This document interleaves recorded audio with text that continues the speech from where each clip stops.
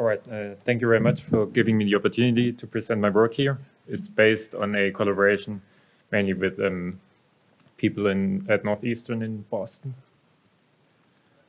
Okay, so I'll be switching gears again, and I'll be talking about different energy scales, which compared to those we have heard for the rest of the day. So typically, if you do particle physics or you are interested in energies between EV and maybe a TeV or so, and there you have quantum field theory, you have quantum chromodynamics, and all these techniques which we have heard about this morning, and it works incredibly well, of course. And then there's sort of Einstein's relativity theory, and if you want to study, I don't know, astrophysics or cosmology, and you want to think about galaxies, this also works incredibly well. However, if you want to ask questions about sort of what happened at the Big Bang, or even before the Big Bang, was there before the Big Bang, what's happening inside a black hole or at the horizon of a black hole, you need to ask a question that combines sort of quantum field theory and gravity into a unified framework of quantum gravity. Because in these regions, both theories are equally important, so you cannot just sort of study this and forgetting about quantum nature, or study this and forget about gravity. And so instead of sort of looking at this energy scale, we now have to study energies which are up here. And string theory is a framework for combining quantum field theory and gravity into a unified framework of quantum gravity. So yeah, what's the idea? Well, innocent. It sounds innocent, but the idea is sort of you just take your point particle and you replace it by a string. So you can have a closed string, or you can have an open string, which is stretched between so-called branes. So you have just a string floating around in your space, or you have two branes, and then the string is suspended between these branes, and it can vibrate, and depending on how it vibrates, this determines whether or not it's an electron or a neutrino or whatever. Well, this sounds very simplistic, but it actually has very, very strong implications. It changes the consistency conditions you have to impose in your theory dramatically. So one of the predictions of string theory is that you need 10 space-time dimensions instead of the 4 we are used to. So how do you reconcile this with any observation whatsoever? Of course, we know we live in 4 dimensions, not in 10. Well, the idea is that the extra 6 are very small and sort of wrapped up and curled up such that the string can see it, but you can't. So the string sort of can float through the 4 dimensions and also see the 6 extra dimensions, but you cannot. This sounds a bit exotic, but actually this is Kaluza-Klein theories have been studied long before string theory, and they noticed that a lot of good things happen when you introduce extra dimensions. One of the mathematical consistency conditions you get out of string theory is that these extra 6 dimensions have to be very, very special. They have to be what's called a Calabiyau manifold. So these are sort of very, very special properties that this compact 6-dimensional space has to satisfy. And in addition to that, you also get new degrees of freedom. When you have these extra 6 dimensions, you can put these branes somewhere in these extra dimensions. You can put vacuum expectation values for fields and so on in these extra 6 dimensions. So you get a lot of extra stuff you can do, which you could not do with just in the 4-dimensional model. However, so this introduces also two challenges for us if you want to study string theory. So challenge number 1 is essentially at the 10 or 11-dimensional level, string theory is unique. You can write down 1 or maybe 5 string theories in 10 dimensions. You don't have a choice there because it's just too constrained from the consistency conditions. However, now you have this possibility of choosing the Calabiyau, you have the possibility of choosing fluxes, branes, and so on. And this introduces a lot of non-uniqueness. And all your physics sort of now depends on these choices. And we do not have any selection mechanism that would tell you, you have to use this Calabiyau and you have to put this flux. And this is what our universe sort of realizes. So we have to sort of, in order to answer the question, does string theory describe our universe? We will have to find contributions from, or combinations of Calabiyaus and fluxes that produce physics which resemble the thing we observe, like quarks, leptons, and so on. The second challenge is that you have to solve a lot of very hard problems. So, well, so let's say you choose a string theory, a Calabiyau manifold, and some fluxes. Then you will, first of all, you have a very high-dimensional parameter space where you have to find a minimum. This is NP-complete, but of course, this is the least of your concern. And neural networks do this all the time, and they are good at it. You have to solve NP-complete problems, such as a knapsack or subset sum-like problems. You have to solve nonlinear Diophantine equations. So these are polynomial equations which you want to solve over the ring of the integers. This is in general an undecidable problem. And you have to use many techniques from algebraic geometry, such as computing Gröbner bases. And this is actually known to be X-space complete. So you have all these very, very hard problems which you have to solve in order to see whether your choice makes sense and whether it reproduces the physics which you know from colliders or from observations and our universe should have. So what do? We pick now a very special Calabiyau, just one of these, and then we ask ourselves what type of fluxes and branes do we have to put in order to get a consistent theory. Of course, it would be interesting to say something more general about general types of Calabiyaus, but now for the purpose of this talk, I just pick one theory. I take the type 2A, I pick a single Calabiyau, this one, and then I'm trying to find, among all the possible sets of branes I can put on, I try to find those which give rise to a realistic theory and a consistent theory. So this is, we choose the simplest Calabiyau we can possibly think of. This is called a toroidal orientifold. So I have my 4-dimensional space-time, and then I have sort of a 6-dimensional extra space, and I describe them as 3-2 tori. And then I go ahead and put a 7-dimensional brane, a so-called D6 brane, into my 10-dimensional space-time. And I take this such that it fills out my 4-dimensional space-time, and it wraps a cycle of each of these tori. So here I can, for example, wrap the A cycle this direction, I can wrap this, or I can go once around the A cycle and 3 times around the B cycle and so on.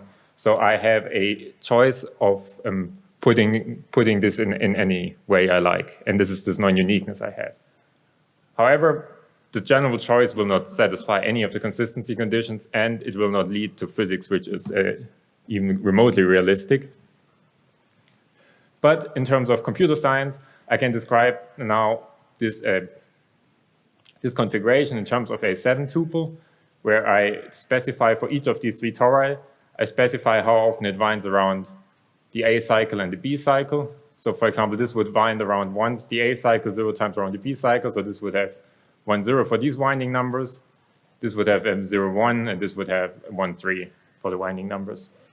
And then I have a capital integer n, and this capital integer n tells me how many branes I put simultaneously on top of all these cycles. Of course, I can just put a single brane, but I can put 2, 3, 4, and so on.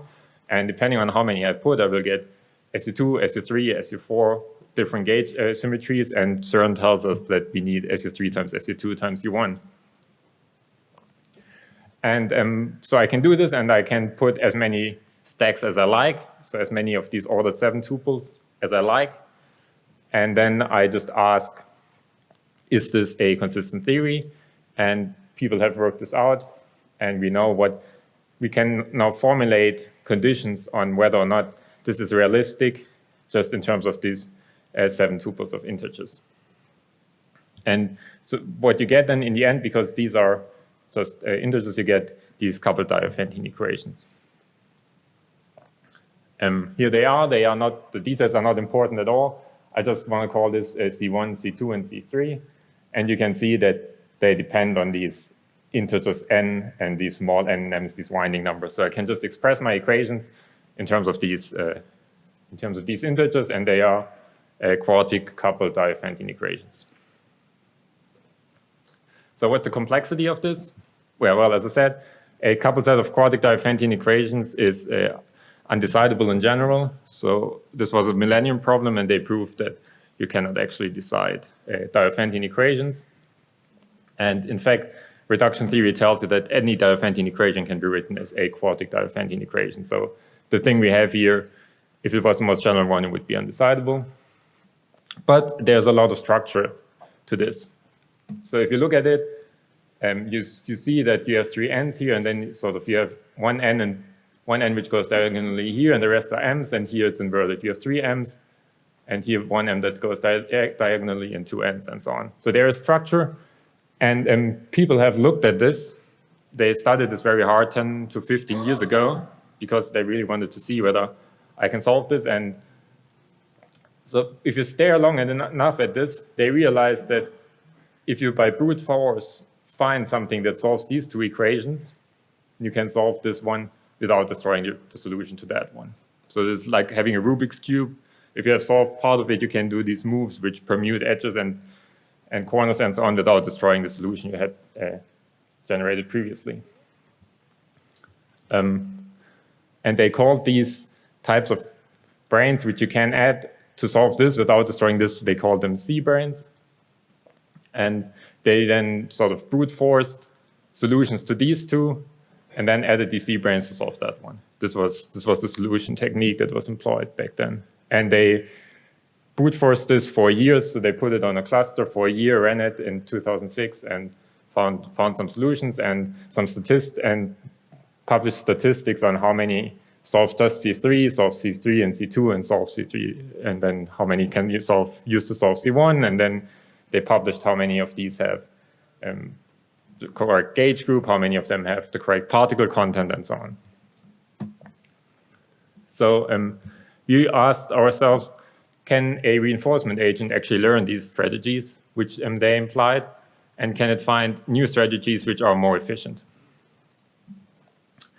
To implement this, we used the China RL library.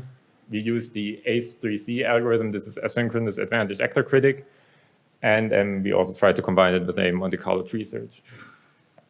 So we implemented the physics. So we took this implementation, we added the MCTS ourselves, but most of the things are implemented in China RL. And then we just implemented the physics as an environment in OpenAI Gym, and we used the interface of China RL to OpenAI Gym to connect the 2. So the idea of this algorithm, very roughly, is when you do reinforcement learning, you have an agent, you dump it into an environment, and then it starts taking actions, exploring this environment. And so asynchronous means you just sort of dump a bunch of agents somewhere, and they run around, take actions, explore the space, and learn about the space by taking actions. Advantage is a means that the training is done based on the advantage. So the state, so the agent in the space has a notion of how valuable it is to be in the state, and it has a transition probability to all the next possible states it can reach from the state. And the advantage then sort of is just how the predicted value of the state was versus how good it turned out to be in the end, actually. So our state space in this case is just a set 7, so 7 integers. These tuples of 7 integers to the s, where s is the number of stacks I put into my Calabiyau. For actions, we tried several different things. We tried the so-called stacking, what we called it stacking agent, which essentially takes an entire 7 tuple out. So it takes an entire brain stack, removes it from the Calabiyau, and throws a new one in. So we change all 7 integers simultaneously. And we have the flipping agent, which sort of keeps the brains in the Calabiyau, but then it changes the winding. So if I had a brain that winds around the A cycle once, it can, for example, let it wind around twice, or it can wind around the B cycle and once and the A cycle once. So it can sort of change either the N or the M by 1 integer unit. And for the reward, we have a multitask reinforcement learning problem, because we want to solve 3 equations at the same time. These 3. So what we did is, well, we tried several things. In the end, For C1, we can sort of see how far it is from 8448. So we put these integers, we compute this, we did compute the distance to 8448, and assign a reward based on how good it got to, or how close it got to this solution. And for the other ones, we just check, yes, I mean, this is a binary problem anyways, and we just checked whether or not it satisfies it, and gave it a reward if it did, and no reward if it didn't. So here's what we find. So I'm plotting the number of steps the agent takes versus the score it gets. And of course, so in the beginning, we punish it for every step it takes. And in the beginning, it just walks around randomly. It doesn't find anything. So it just receives punishments. And then at some point, it learns somehow to solve this. So this is not just for the first equation for C1. And it learns to solve this, this problem C1. After 3 million or 2 million steps, it learns to solve this problem. And it gets the reward for solving this problem. Furthermore, you can see that in the beginning, well, it takes 10,000 steps, and we reset it after 10,000 steps. So it's just wandering around aimlessly here, not doing anything. But then after 2 million, it learns to solve it. And then after it's learned to solve it, it's getting much more efficient at solving it. So in the end, it solves it in 100 steps rather than walking around for 10,000 steps without doing anything. This is because we punish it for every step it takes. So it wants to be more efficient. It wants to find sort of good configurations which solve this as fast as possible. And here I plot sort of the number of different states it finds, and this stays constant. So it's not just sort of finding the same solution over and over, but it's actually exploring the states of different solutions. Okay, so now let me show all three conditions. We have these three conditions, and in this multitask case, and we impose first C1. If C1 is solved, we check C2, and if C2 is solved, we check C3. You see in the beginning again, so now it changes to 10 to the 7. So at 2 million, it solves TC. Then shortly afterwards, it learns to solve C2 again. And then at, I don't know, 7 million or so, it learns to solve this one also. So now it has sort of gained rewards for all three, and it has learned to solve all three conditions. Okay, that's very good. So now we have an agent which can produce solutions to these consistency conditions for us, and we can then study them further concerning their physics. But interestingly, this is not the strategy that humans employed. So as I said, 10 to 15 years ago, people were trying to solve this, and they sort of took C2 and C3, and then they solved C1. So they did it in the opposite order, because then they could use this technique to decouple this system from the other two. So we asked, what if our agent is forced to do this as well? So what if it solves C2, C3, and then it solves C1? And we were wondering whether it learns the same strategy that the humans employed. So what you can see here is sort of the percentage of these A, B, and C brains. The C brains are the ones you can add in the end to solve this condition if you have found a solution to that. And you find again, so after 2 million steps or so, it figures out how to solve the condition. And then you see after it figured it out, it actually starts to use mainly these C brains, these filler brains, which is exactly what humans did in order to solve the system after you have solved C2 and C3. So percentage-wise, there are only 20% of the brains you can write down are filler brains, but in the end, it's using it 90% of the time in order to fill up this this C1 condition if you have solved C2 and C3. So we actually find that the agent recovers the technique that humans have employed if you force it to do it this way around. Okay, let me conclude. So yeah, the agent recovers a human-derived strategy, but it also develops a new previously unknown strategy. And we find actually that this new strategy is much more efficient than the one that humans knew. We don't know what it does here. So there's no known way of solving C3 when you have solved C1 and C2. No, we don't know how to do it. We don't know how the agent does it, but it's the way it does it is more effective as compared when we let the agent do this. And it's several orders more efficient than the brute force or the random walk, which was done 10 years ago to solve it. Concerning the statistics, we find that the states that are encountered by the agent, sort of how many of them have physically nice properties, this matches the ones from the brute force scan. This means the thing is actually exploring the entire space and not just focusing on a small subsection of the space.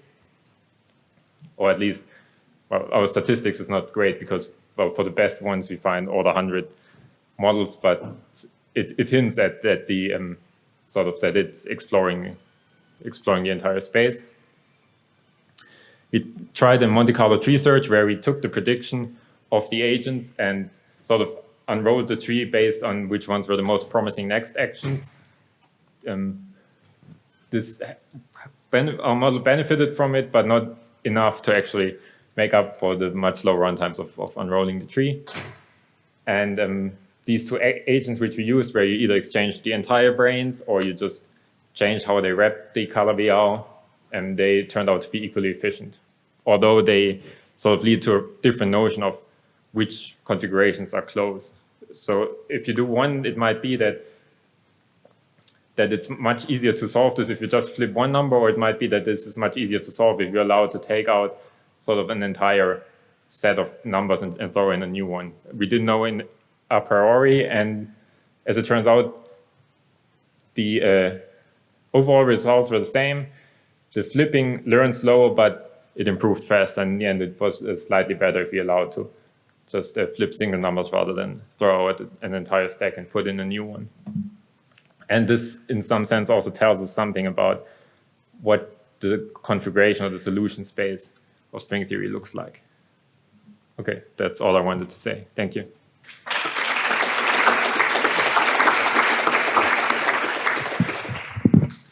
Thank you very much.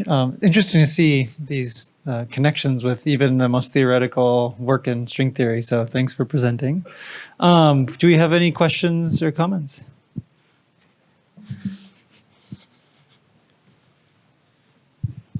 Hi, thanks. I have a question about the action space. So you answered a little bit in the final bit. So how is the action parameterized? So you have this 7 to the power, so some 7 integers, and you generate them independently every time, or they're generated autoregressively, and or generated perturbation?